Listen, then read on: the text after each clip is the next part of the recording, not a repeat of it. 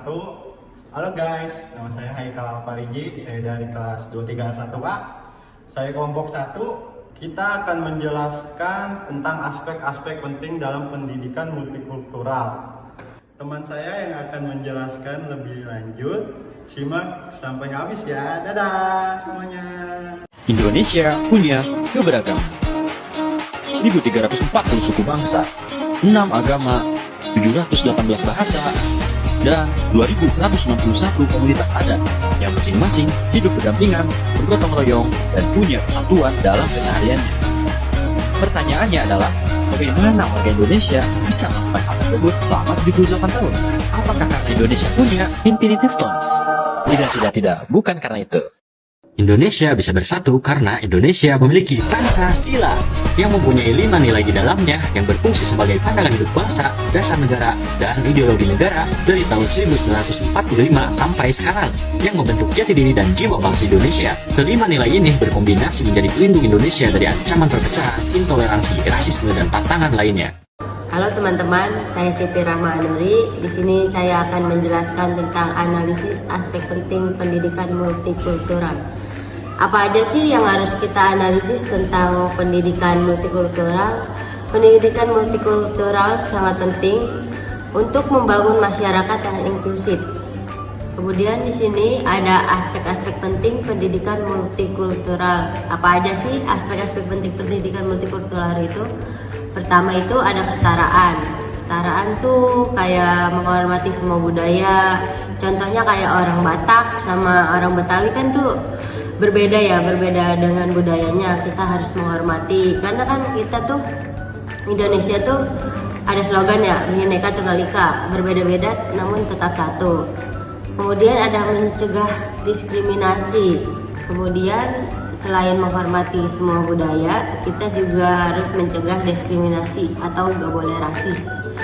Kayak kita tuh gak boleh rasis sama budaya ya kayak tadi. Terus gak boleh ngejelekin agama, ras, suku gitu.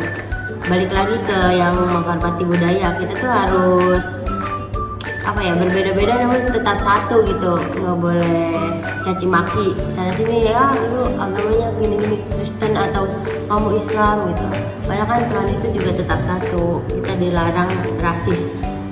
Kemudian ada keadilan.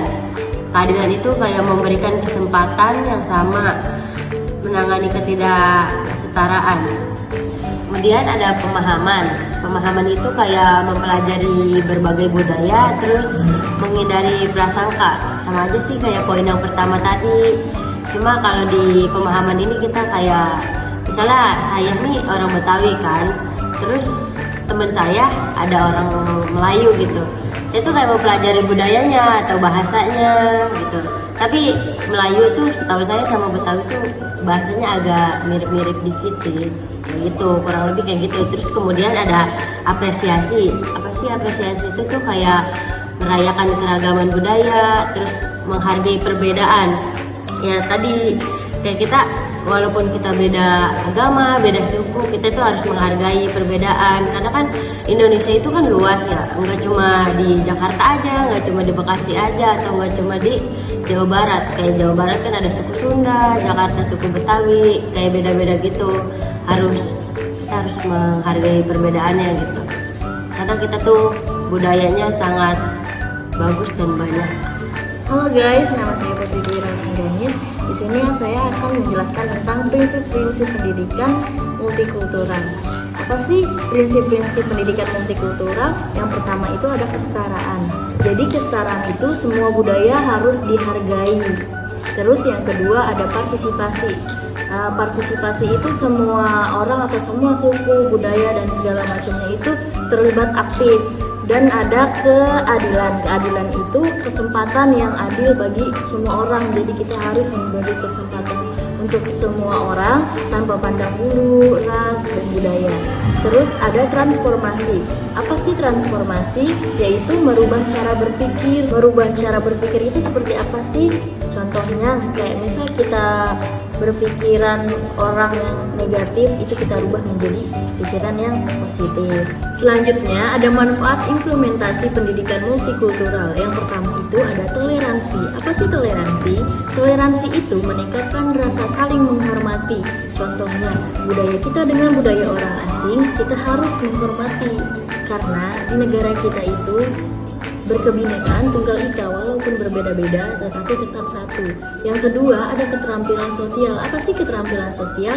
Keterampilan sosial itu adalah meningkatkan kemampuan berinteraksi antara individu yang satu dengan yang lainnya. Yang ketiga ada pemahaman global. Apa sih pemahaman global?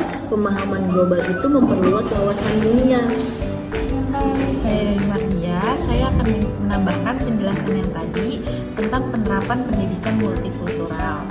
Jadi ada 3, yang pertama itu kurangnya sumber daya, yang kedua itu ada resistasi budaya, yang ketiga itu ada ketidaksetaraan sistematik. Jadi kalau kurangnya sumber daya itu ada dana dan pelatihan terbatas. Terus kalau resistensi budaya itu ada perubahan yang membutuhkan waktu. Terus kalau ketidaksetaraan sistematik itu ada masalah yang sudah ada sebelumnya. Kakak, udah Kak? Oh, udah. Ya. Terima kasih telah nonton sampai akhir. Dadah semuanya.